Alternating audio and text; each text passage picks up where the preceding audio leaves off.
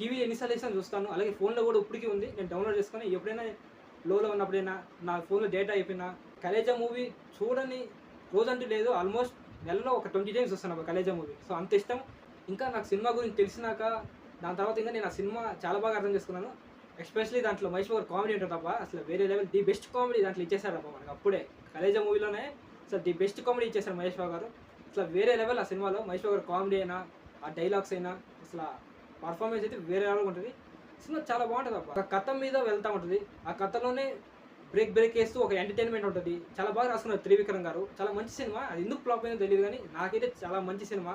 So మీలో కూడా Khaleja cinema చాలా మంచిది అనుకున్న వాళ్ళు, అలాగే కలేజా సినిమా వాళ్ళు చాలా మంది ఇన్స్పిరేషన్ అయిన వాళ్ళు, ఇష్టం ఉన్న వాళ్ళు కింద కామెంట్లో పెట్టండి. నాకైతే Khaleja one of the best movie. నా మైండ్లో ఎప్పటికి వచ్చే movie Khaleja is number 1. So నా మైండ్లో కొన్ని మూవీ చెప్పండి రా తెలుగు మూవీస్ అంటే నాకు ఫస్ట్ వచ్చేది కలేజా. సో మీకు కూడా అలా ఉంటే కింద కామెంట్లో పెట్టండి వేస్తాను. Khaleja movies one of the best. ఆ స్టోరీ అయినా ఎస్పెషల్లీ బీజం అయితే మనీష్ శర్మ గారు వేరే లెవెల్కి కొట్టారు. అండ్ ఆ సాంగ్ ఒకటి ఉంటుంది, నా సదాశివ ఆ సాంగ్ ఉంది కదా, ఆ సాంగ్ అయితే ఇప్పటికి మా నాన్న ఫోన్ రింగ్ టోను ఆ సాంగ్గా పెట్టమంటాడు. మార్చలేదు. సో అంత ఇష్టం ఆ సాంగ్. చాలా అంటే చాలా బాగుంటుంది. అసలు వేరే లెవెల్ ఆ సినిమా. నాకైతే బాగా ఇష్టం. స్టోరీ అయినా మహేష్ బాబు యాక్టింగ్ అయినా అసలు ఆ సినిమాలో పీక్స్ అంటే పీక్స్. సో ఇది నాకు మైండ్లోకి వచ్చే ఫస్ట్ మూవీ. సో నెక్స్ట్ ఇంకొక డేలో ఇంకొక మూవీ గురించి మాట్లాడుకుందాం.